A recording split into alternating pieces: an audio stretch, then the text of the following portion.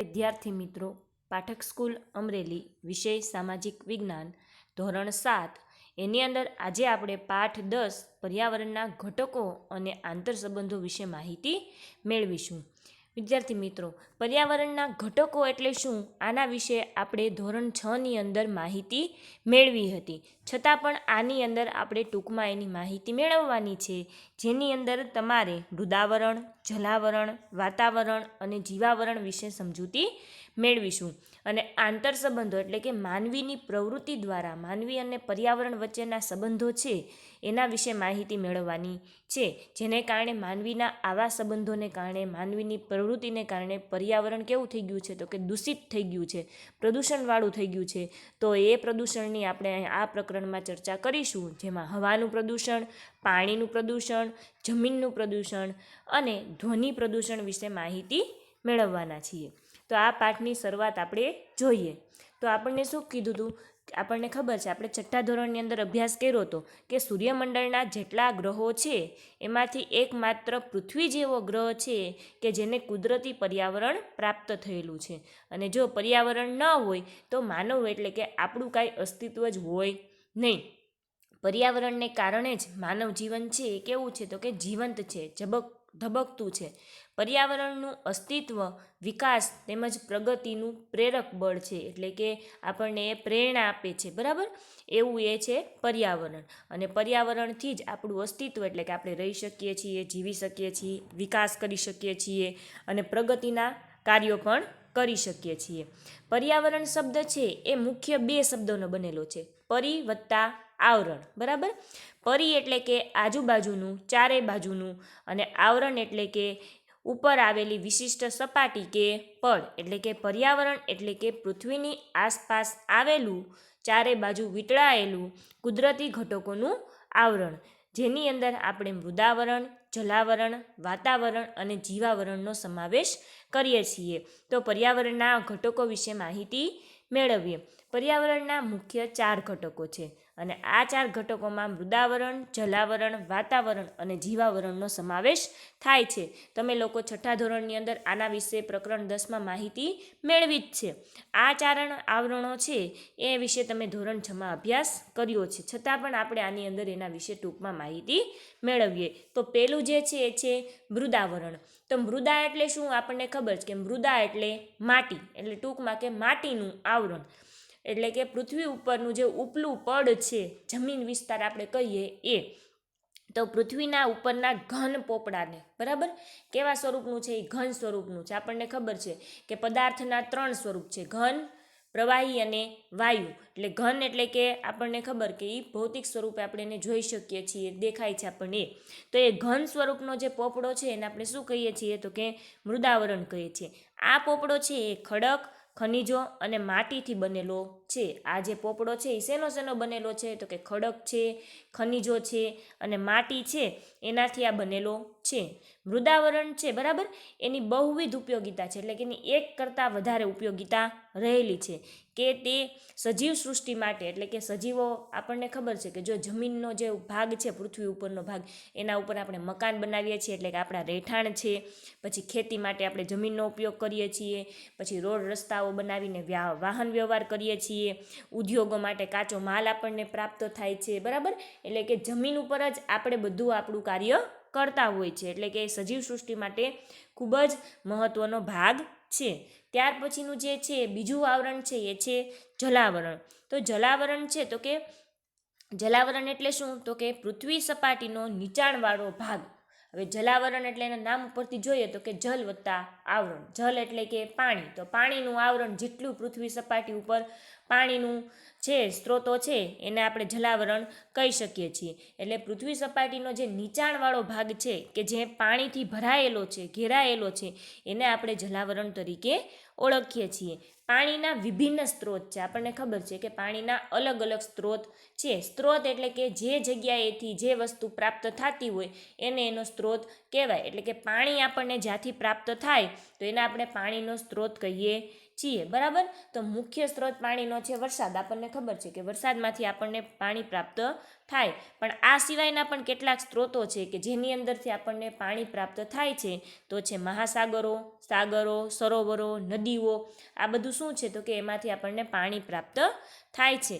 પાણી છે એ સજીવ સૃષ્ટિ માટે અનિવાર્ય છે, એટલે કે સજીવો માટે પાણી ખૂબ જ જરૂરી છે. જો પાણી ન હોય તો કોઈ પણ જીવ જીવી શકે નહીં. તેમજ મહાસાગરો છે એ સંસાધનોનો ભંડાર છે, કારણ કે મહાસાગરની તળિયેથી આપણને ઘણા પ્રકારના ખનિજો પ્રાપ્ત થાય છે. આ ઉપરાંત મહાસાગરમાંથી આપણને મોતી જેવા કિંમતી વસ્તુ પણ પ્રાપ્ત થાય છે. એટલા માટે એ ખનિજોનો શું છે તો કે ભંડાર છે, એટલે કે સંસાધનોનો ભંડાર છે.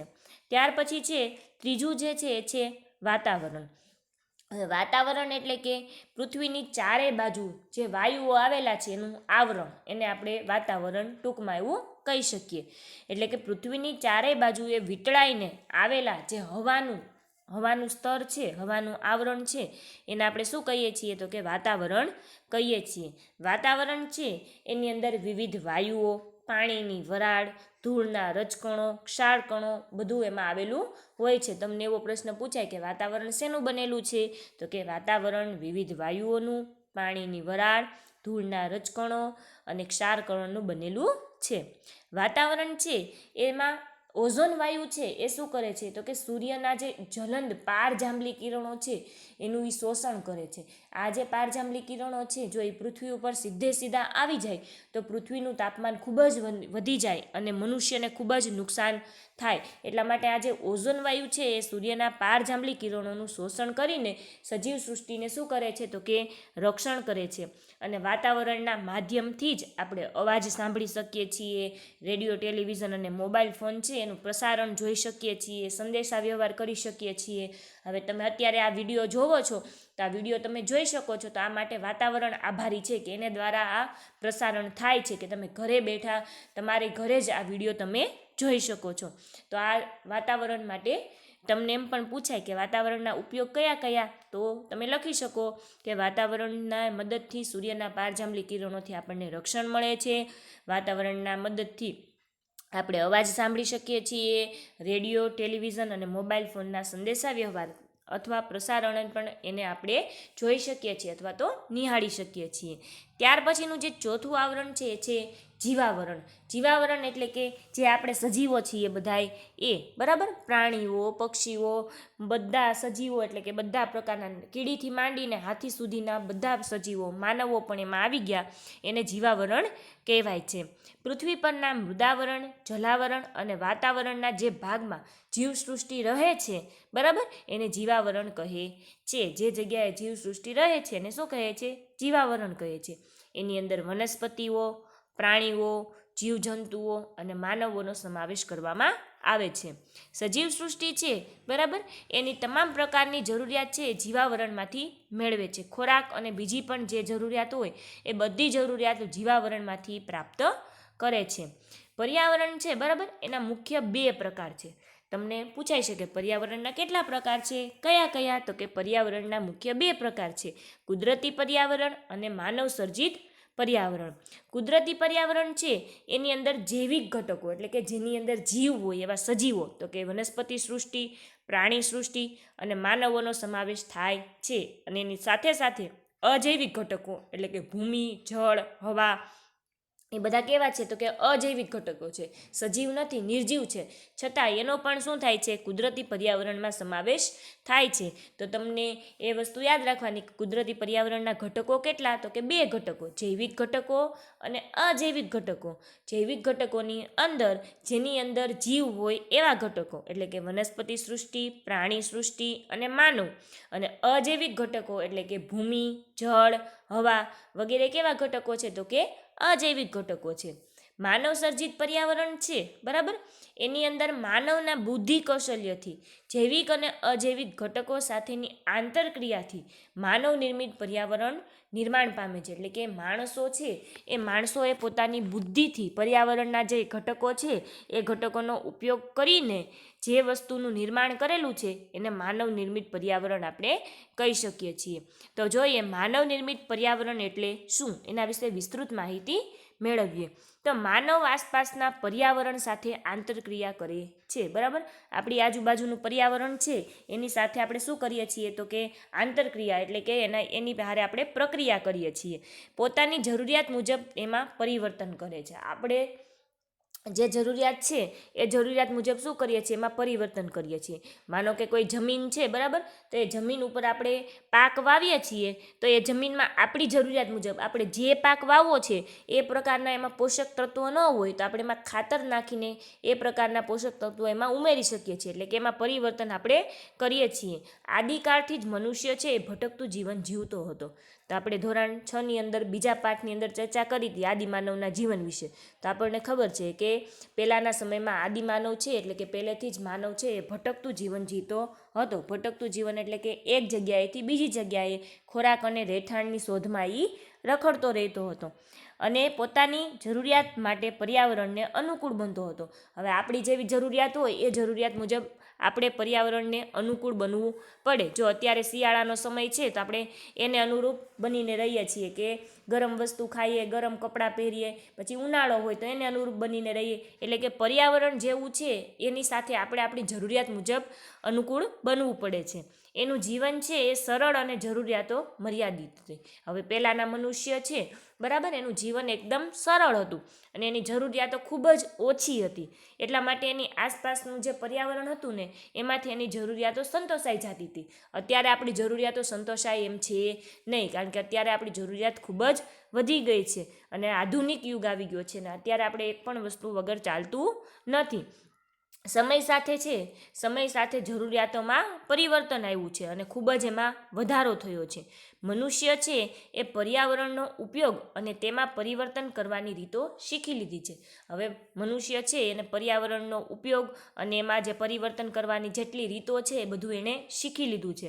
પરિણામે કયા વસ્તુ અસ્તિત્વમાં આવી છે તો કે ખેતીમાં અલગ અલગ પ્રકારની આપણે ખેતીમાં જે અસ્તિત્વ આવ્યું છે એ, પશુપાલન એટલે કે આપણે પશુઓને પાળીએ, બરાબર, એ, ચક્રની શોધ, ઔદ્યોગિક ક્રાંતિ એટલે કે નવા ઉદ્યોગો સ્થાપ્યા છે તે, એને કારણે ઉત્પાદનમાં શું થયું છે તો કે વધારો થયો છે. અને આ માનવ નિર્મિત પર્યાવરણને સાંસ્કૃતિક પર્યાવરણ પણ ઓળખવામાં આવે છે. એટલે કે આ માનવ નિર્મિત પર્યાવરણ છે એને સાંસ્કૃતિક પર્યાવરણ તરીકે પણ આપણે ઓળખી શકીએ છીએ. બરાબર, હવે જો આવું ચિત્ર મેં તમને પર્યાવરણના ઘટકોનું આવું ચિત્ર ધોરણ 6ની અંદર બોર્ડ ઉપર દોરીને બતાવ્યું હતું. યાદ છે તમને બધાને? જોયું હતું ને આવું ચિત્ર? આની અંદર આપણે 4 આવરણની ચર્ચા કરેલી છે. બરાબર, એક પછી એક જોઈએ.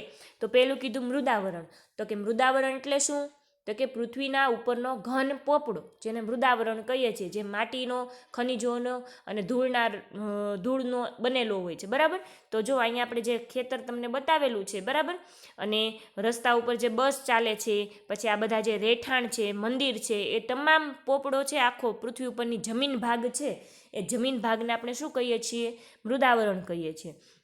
બીજું જે છે એ છે જલાવરણ છે. એટલે કે જે ભાગમાં પાણી આવેલું છે એ તમને દેખાય છે કે નદી છે તો એ નદીમાં જેટલા વિસ્તારમાં પાણી આવેલું છે એને આપણે શું કહીએ છીએ? જલાવરણ કહીએ છીએ. અને ત્યાર પછી વાતાવરણમાં આવેલ જે વાયુઓ છે, બરાબર, જો ઉપર તમને દેખાય છે કે જેની અંદર હવામાં રહેલા વાયુઓ, ધૂળના રજકણો, સૂક્ષ્મજીવો, બરાબર, એને શું કહેવાય છે તો કે વાતાવરણ કહીએ છીએ. અને જીવાવરણ એટલે કે તમામ પ્રકારના સજીવો, માછલી છે, કાચબો છે, પછી આ બાજુ એક ભાઈ છે, ગાય દેખાય છે તમને. તો આ જેટલા જે છે એ સજીવો છે અને શું કહેવાય છે તો કે જીવાવરણ કહીએ છીએ. તો આ 4 આવરણો વિશે આપણે માહિતી મેળવી. બરાબર, હવે ત્યાર પછી છે એ છે પાણીનું વિતરણ. હવે મેં તમને વાત કરી કે પાણી પૃથ્વી ઉપર આપણને ખબર છે, આપણે 6થા ધોરણની અંદર અભ્યાસ કર્યો હતો કે પૃથ્વી ઉપર મોટા ભાગના વિસ્તારમાં એટલે કે લગભગ 71% વિસ્તારમાં પાણી આવેલું છે અને ફક્ત 29% વિસ્તાર જ એવો છે કે જેના ઉપર ભૂમિભાગ છે. બરાબર, તો 71% વિસ્તારમાં શું છે? પાણી છે. અને આ પાણીના જે વિશાળ જળભંડાર છે એટલે કે મોટા સમુદ્રો છે, બરાબર, જેને આપણે મહાસાગર કહીએ છીએ, અને એવા પૃથ્વી પર 4 મુખ્ય મહાસાગર આવેલા છે. બરાબર, આનો ઉલ્લેખ આપણે 6થા ધોરણની અંદર કરેલો હતો, જેમાં પહેલું છે પેસિફિક મહાસાગર, એટલાન્ટિક મહાસાગર, હિન્દ મહાસાગર અને આર્કટિક મહાસાગર. આ બધા જ મહાસાગર છે એ એકબીજા સાથે શું છે? જોડાયેલા છે. આ મહાસાગરો છે એ ખૂબ જ મોટા અને ખૂબ જ વિશાળ અને ઊંડા છે. પેસિફિક મહાસાગર છે એની અંદર તો 10થી 11 કિલોમીટર જેટલી ઊંડી ખીણ છે. તમે વિચાર કરી શકો એ ખીણ કેટલી ઊંડી હોઈ શકે. બરાબર. પૃથ્વી સપાટી પરનું મોટા ભાગનું પાણી છે એ કેવું છે? ખારું છે. શું કામ? કારણ કે એ મોટા ભાગનું પાણી છે તો એ આ મહાસાગરોની અંદર વહેંચાયેલું છે, એટલા માટે એ સમુદ્રમાં છે. એટલે સમુદ્રનું પાણી કેવું હોય? તો કે ખારું છે. અને મીઠા પાણીનો સ્ત્રોત એટલે કે જેને આપણે ઉપયોગમાં લઈ શકીએ એવો સ્ત્રોત બહુ ઓછો છે. હિમશિખરો, ભૂમિગત પાણી, મીઠા પાણીના સરોવરો અને નદીઓ જે શું છે? તો કે મીઠા પાણીના સ્ત્રોત છે. હિમશિખરો એટલે કે જે બરફના શિખરો છે, બરફથી છવાયેલા શિખરો છે એ. ભૂમિગત પાણી એટલે કે જમીનની અંદર જે પાણી રહેલું છે એ. આપણી ઘરે ડાર હોય તો ડારની અંદરથી આપણે જે પાણી લઈએ, બરાબર, તો એ કેવું કહેવાય? તો ભૂમિગત જળ કહેવાય. પછી મીઠા પાણીના સરોવર છે અને નદીઓ છે એની અંદરથી આપણને મીઠું પાણી પ્રાપ્ત થાય છે. જો હવે આ તમારે આ જાણવા જેવું છે. બરાબર. તમારે યાદ રાખવાનું નથી અને પૂછાય એવું પણ નથી કઈ શેની અંદર કેટલા પ્રમાણમાં કયું પાણી રહેલું છે તો એ વાત કરેલી છે. તો તમે જોઈ શકો છો કે મહાસાગર છે એની અંદર પૃથ્વી પરનું મોટા ભાગનું પાણી એટલે કે સૌથી વધારે એટલે કે 97% પાણી તો એની અંદર જ રહેલું છે. ફક્ત બાકીના 3% પાણી છે એ નદીઓ, તળાવો, બરાબર, એની અંદર રહેલું છે જે આપણે ચર્ચા કરીએ છીએ એની અંદર. બરાબર. પછી હિમશિખરો અને હિમશિલાઓ છે એમાં બરફ સ્વરૂપે 2% પાણી તો હિમશિખર અને હિમશિલાઓ ઉપર બરફ સ્વરૂપે છે. એટલે તમે વિચાર કરી શકો કે 97% મહાસાગરનું અને 2% હિમશિખરો અને હિમશિલાનું, એટલે કે 99% પાણી તો આપણું કેવું છે કે ઉપયોગમાં આવે એવું છે નહીં. બરાબર. ખાલી આપણે 1% પાણી છે જેનો આપણે ઉપયોગ કરીએ છીએ. એમાં ભૂમિગત જળ છે કેટલું છે? તો કે 0.68. બરાબર. મીઠા પાણીના સરોવર તો કે 0.009. ખારા પાણીના સરોવર તો કે 0.009. વાતાવરણમાં કેટલું પાણી રહેલું છે ભેજ સ્વરૂપે? તો કે 0.0019. અને નદીઓમાં 0.0001. તમે વિચાર કરી શકો છો કે આપણે જે પાણી અત્યારે બેફામ ઉપયોગ કરીએ છીએ પણ એનું પ્રમાણ ખૂબ જ ઓછું છે. એટલે આપણે પાણીનો જ્યાં જેટલો જરૂર હોય એટલો જ ઉપયોગ કરવો જોઈએ. એનો વેડફાવ એને વેડફવું જોઈએ નહીં અને એનો બેફામ ઉપયોગ કરવો જોઈએ નહીં. આ વસ્તુ પૂછાય એવી નથી. બરાબર. આપણે જાણવા જેવું જ છે, ખાલી માહિતી જ મેળવવાની છે. હવે ત્યાર પછીનો જે ટોપિક છે એ છે સમુદ્રના મોજા. હવે તમે દરિયા કિનારે બધાય ગયા જઈશો અને દરિયા કિનારે તમે સમુદ્રના મોજા જોયા હોય છે. બરાબર. તો આ સમુદ્રના મોજા છે એ શું છે તો એના વિશે માહિતી મેળવીએ કે સમુદ્રના મોજા છે એ વિવિધ પ્રકારના બળોથી ઉદ્ભવે છે. એટલે કે વિવિધ પ્રકારના બળ પૃથ્વી ઉપર આવે, ગુરુત્વાકર્ષણ બળ છે એવી રીતે વિવિધ પ્રકારના બળ છે એને કારણે શું થાય છે તો કે સમુદ્રના મોજા આવે છે. અને સામાન્ય મોજા છે સમુદ્રની સપાટી પર વાતા પવનોથી સર્જાય છે. બરાબર.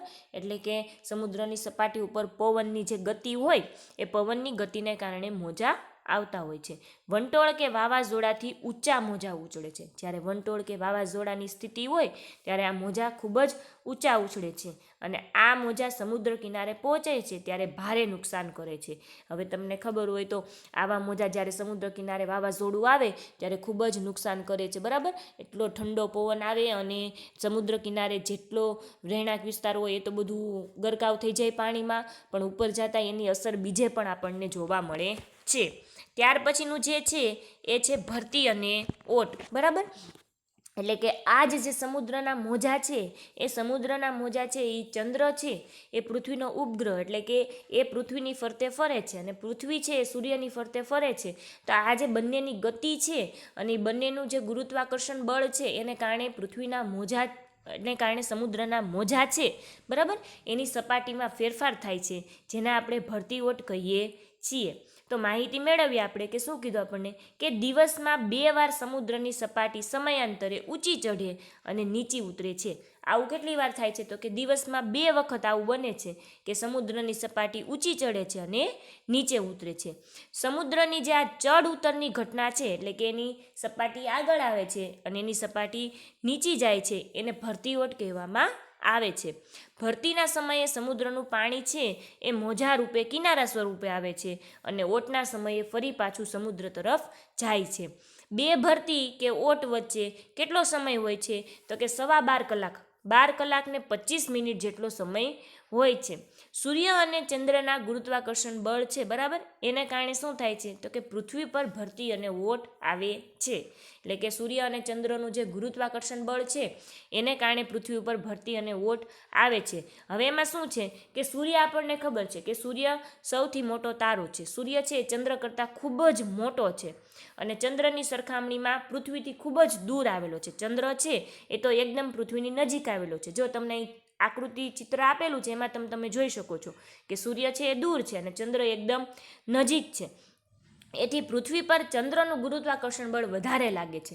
એટલે કે પૃથ્વી ઉપર ભરતી ઓટ માટેનું કારણ શું છે તો કે ચંદ્રના ગુરુત્વાકર્ષણ બળને કારણે પૃથ્વી ઉપર ભરતી ઓટ થાય છે. સૂર્યની ગુરુત્વાકર્ષણ બળ પણ છે જ, પણ એનું અંતર વધારે દૂર હોવાથી એનું ગુરુત્વાકર્ષણ બળ એટલું બધું લાગતું નથી આપણને. પૃથ્વીના જુદા જુદા ભાગ છે એના ઉપર સૂર્ય અને ચંદ્રની સામે આવે છે. એ આપણે 6ઠ્ઠા ધોરણની અંદર અભ્યાસ કર્યો તો, બરાબર. પૃથ્વીનો જે ભાગ સૂર્યની સામે આવે, બરાબર, એ સૂર્યની સામે જેટલો ભાગ હોય ત્યાં દિવસ હોય અને જે ભાગ સૂર્યની પાછળનો ભાગ હોય, પૃથ્વીનો વિરુદ્ધ ભાગ હોય, ત્યાં રાત્રિ હોય છે. આપણે આ 6ઠ્ઠા ધોરણની અંદર માહિતી મેળવી ચૂક્યા છીએ અને આપણે સૂર્યગ્રહણ અને ચંદ્રગ્રહણ વિશે પણ ચર્ચા કરી હતી કે કેવી રીતે પૃથ્વી જ્યારે ગતિ કરતી હોય છે, બરાબર, અને ચંદ્ર એની ફરતે ગતિ કરતો હોય છે ત્યારે શું થાય છે તો કે સૂર્ય અને પૃથ્વીની વચ્ચે ચંદ્ર આવી જાય છે તો ચંદ્રનો પડછાયો પડે છે એટલા ભાગની અંદર આપણને ગ્રહણ જોવા મળે છે. એટલે શું કીધું કે આ ગુરુત્વાકર્ષણ બળ છે, ચંદ્રનું ગુરુત્વાકર્ષણ બળ, એને કારણે આપણને ભરતી ઓટ જોવા મળે છે. પૃથ્વીનો જે જુદો જુદો ભાગ છે એ સૂર્યની સામે આવે છે, બરાબર, એટલે કે અલગ અલગ જગ્યાએ દિવસ અને રાત થાય છે એ માટે અલગ અલગ સમયે ભરતી અને ઓટ આવે છે. અમાસ અને પૂનમના દિવસે સૂર્ય, પૃથ્વી અને ચંદ્ર લગભગ એક સીધી રેખામાં આપણને જોવા મળે છે. અમાસનો દિવસ હોય, બરાબર, ત્યારે શું થાય છે તો કે સૂર્ય, ચંદ્ર અને પૃથ્વી ત્રણેય આપણને સીધી રેખામાં જોવા મળે. જો ઉપર અમાસનું દર્શાવેલું છે એ અમાસમાં તમે જોઈ શકો છો સૂર્ય, ચંદ્ર અને પૃથ્વી એક જ દિશામાં આપણને એક જ સીધી લાઇનમાં જોવા મળે છે, બરાબર. અને તે સ્થિતિના પ્રભાવથી મોટી ભરતી આવે છે. જ્યારે સુદ અને વદની મધ્યના દિવસોમાં ગુરુત્વાકર્ષણ બળ ઘટતા ભરતી નીચી આવે છે, બરાબર. એટલે કે ભરતી ક્યારે આવે છે તો કે અમાસ અને પૂનમના દિવસે. તમે જોઈ શકો, ઉપર તમને ચિત્ર આપેલું છે, જો આ ચિત્રની અંદર પૃથ્વી, ચંદ્ર અને સૂર્ય, ચંદ્ર, પૃથ્વી અને સૂર્ય, બરાબર. તો અમાસ અને પૂનમના દિવસે ત્રણેય લાઇનમાં દેખાય છે, સીધી રેખામાં છે, એટલે ત્યારે ભરતી આવે છે. અને એની સિવાયના દિવસો એટલે કે સુદ અને વદની સિવાયના 14 દિવસો છે એની અંદર શું થાય છે તો કે એની અંદર ગુરુત્વાકર્ષણ બળ ઘટે છે અને ફરીથી સમુદ્રની અંદર ઓટ આવે છે, બરાબર. હવે ત્યાર પછીનો જે ટોપિક છે મહાસાગરીય પ્રવાહો. એટલે કે મહાસાગર છે એની અંદર જે પ્રવાહ રહેલો છે એના વિશે વાત કરેલી છે. ધરતી પરની જે નદીઓની જેમ મહાસાગરો છે એ પણ વિશાળ પાણીનો જથ્થો હજારો વર્ષોથી નિશ્ચિત દિશામાં વહે છે. એટલે કે સમુદ્ર છે એ નિશ્ચિત દિશામાં મહાસાગરો વહેતા રહે છે, પાણીનો જથ્થો, અને એ હજારો વર્ષોથી એક જ દિશામાં, નિશ્ચિત દિશામાં જ વહે છે. આ પ્રવાહને મહાસાગરીય પ્રવાહ કહે છે, બરાબર. એટલે કે મહાસાગરો જે દિશામાં એનો પાણીનો જથ્થો વહે છે, બરાબર, એને મહાસાગરીય પ્રવાહ કહેવામાં આવે છે. આ પ્રવાહો છે એ ગરમ અને ઠંડા હોય છે, બરાબર. એટલે ગરમ પણ હોય છે અને ઠંડા પણ હોય છે. પ્રવાહોના ઉદ્ભવના કારણે સૂર્યશક્તિ, પવન, સમુદ્ર જળની ક્ષારતા અને પૃથ્વીનું પરિભ્રમણ મુખ્ય છે, બરાબર. એટલે કે આ પ્રવાહ જે છે એના ઉદ્ભવમાં, એટલે કે પ્રવાહ કઈ દિશામાં વહે છે તો એ માટે કયા કારણો છે તો કે સૂર્યશક્તિ, પવનો, સમુદ્ર જળની ક્ષારતા અને પૃથ્વીનું પરિભ્રમણ. પરિભ્રમણ એટલે કે પૃથ્વી પોતાની ધરી પર ફરે છે તે, બરાબર. મોટે ભાગે ગરમ પ્રવાહો છે એ વિષુવવૃત્તથી ધ્રુવો તરફ અને ઠંડા પ્રવાહો ધ્રુવોથી વિષુવવૃત્ત તરફ ગતિ કરતા હોય છે. જે ગરમ પ્રવાહ હોય એ શું હોય તો કે વિષુવવૃત્તથી ધ્રુવો તરફ. કેમ ગરમ હોય તો કે વિષુવવૃત્ત ઉપર છે, બરાબર, કર્કવૃત્ત અને મકરવૃત્ત સુધી તો સૂર્યના કિરણો કેવા પડતા હોય છે, સીધા પડતા હોય છે. આપણે 6ઠ્ઠા ધોરણની અંદર આ બધા વિશે અભ્યાસ કર્યો છે કે વિષુવવૃત્તથી ઉત્તરે અને વિષુવવૃત્તથી દક્ષિણે મકરવૃત્ત અને કર્કવૃત્ત સુધી સૂર્યના કિરણો કેવા પડે છે, સીધા પડે છે. એટલે ત્યાંથી જે પાણી ઉપર તરફ જાય તો એ કેવું હોય તો ગરમ હોય. એટલે કે ગરમ પ્રવાહ છે એ વિષુવવૃત્તથી ધ્રુવો તરફ જાય છે અને બંને ધ્રુવો ધ્રુવો છે, ઉત્તર ધ્રુવ અને દક્ષિણ ધ્રુવ એકદમ કેવા છે, શીત કટિબંધમાં આવેલા છે, એટલે કે એના સૂર્યના કિરણો ત્યાં ત્રાસા પડે છે, એટલા માટે એ ઠંડા છે. તો એ જે ઠંડા વિસ્તાર છે તો ત્યાંથી જે પ્રવાહ આવે છે એ કેવા આવે છે, તો કે ઠંડાથી ગરમ તરફ, એટલે કે એ પ્રવાહ છે એ ઠંડા પ્રવાહો ધ્રુવોથી વિષુવવૃત્ત તરફ ગતિ કરતા હોય છે. બરાબર, તો આપણે અહીંયા સુધી આ લેક્ચરની અંદર ચર્ચા કરીએ. હવે આની પછીની જે પર્યાવરણના ઘટકો વચ્ચેના આંતર સંબંધો છે એ આના પછીના લેક્ચરની અંદર માહિતી મેળવીશું. Thank you.